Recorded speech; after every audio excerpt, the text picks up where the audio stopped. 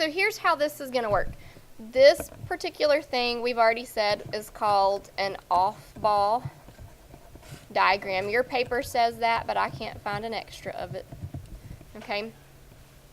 What we're going to do is I'm just going to start with something fairly simple. For example, magnesium. And we're going to write its electron configuration out here to the side. It's 1s2, 2s2, 2p6, 3s2. And we're getting that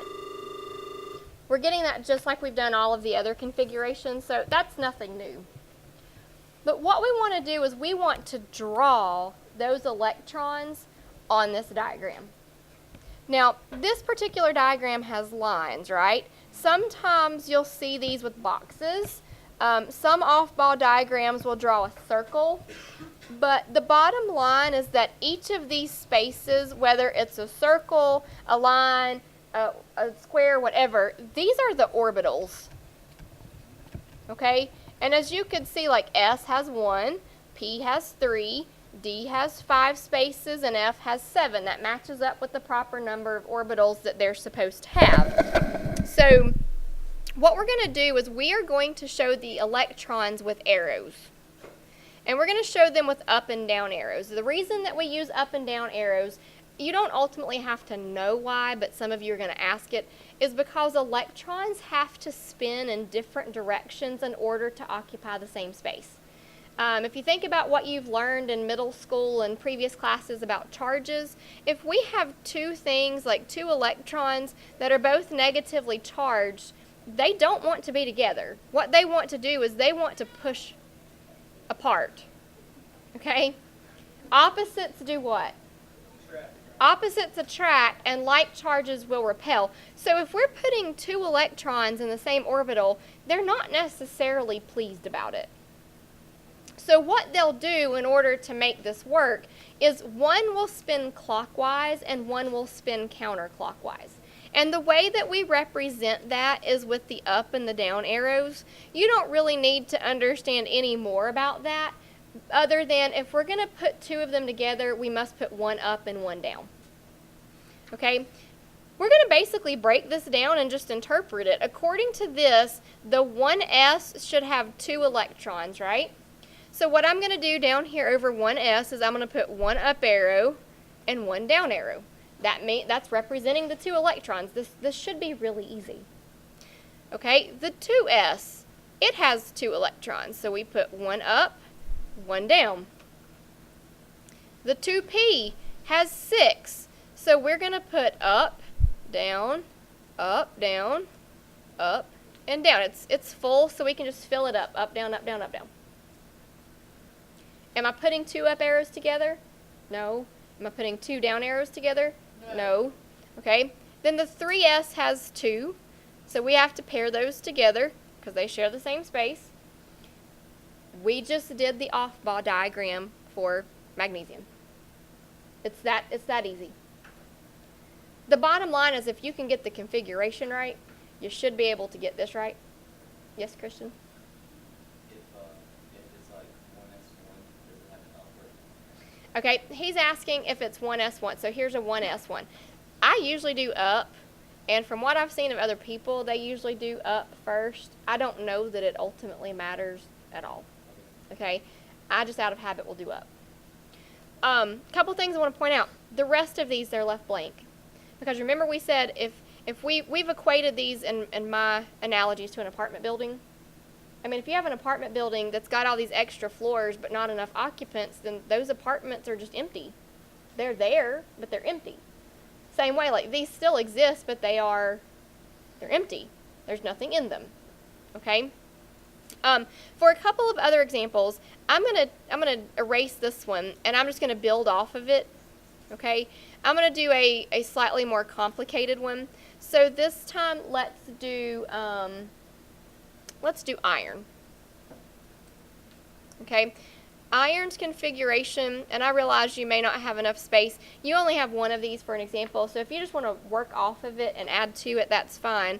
But iron's is going to be, 1s2, 2s2, 2p6, 3s2, 3p6, 4s2, 3d6, right? 1, 2, 3, 4, 5, yeah, 3d6. So it's exactly the same. Magnesium was the same up to this point. So can we agree that this whole thing would be filled in exactly the same up to there without having to redo it? And so we're just going to go beyond that. So 3p would have 6 of them. And that's full. Anytime they're full, I put them together up and down.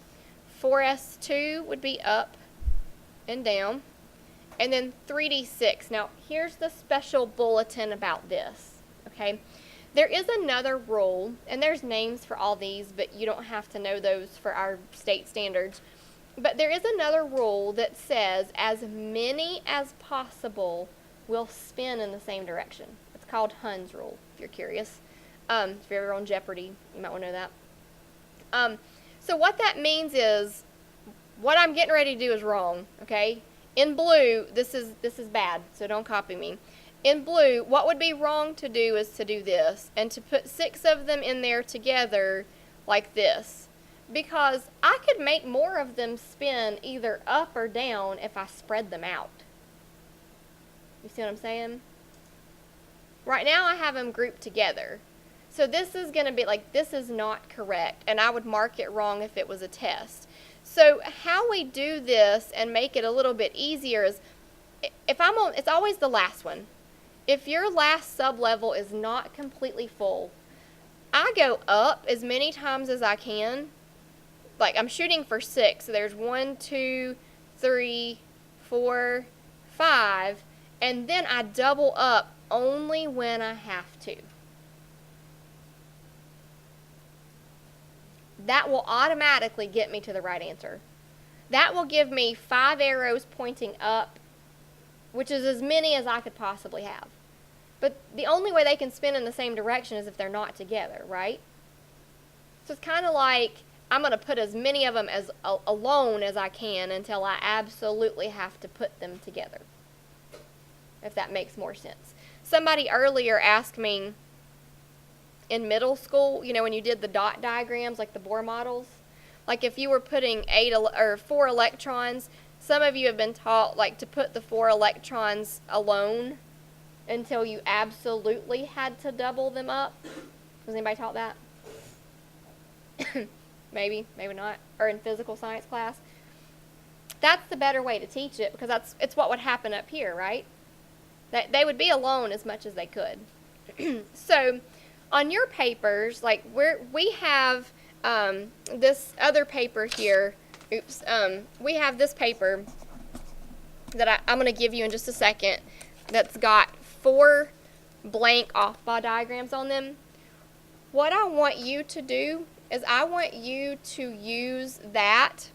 I'll write them up here. We're going to do 4 different elements. Excuse me. So when I get you this paper, I want you to do them for phosphorus, niobium, lead, and cerium. I want you to do these 4 right there. Like, you can spread them out, do 1 on each of the diagrams. Something to try to help you out.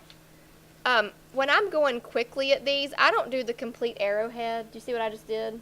Because it's kind of fast to go like up, down, and then, you know, like down, up, and I can kind of get to going quick at it. I don't know. It's not pretty, but it's faster. Feel free to do that. And if you're absent and watching this, then what you need to do is take your practice paper, and you folks need to try these 4 and then bring them to me and let me see if you know exactly what you're doing. And I'll check them for you.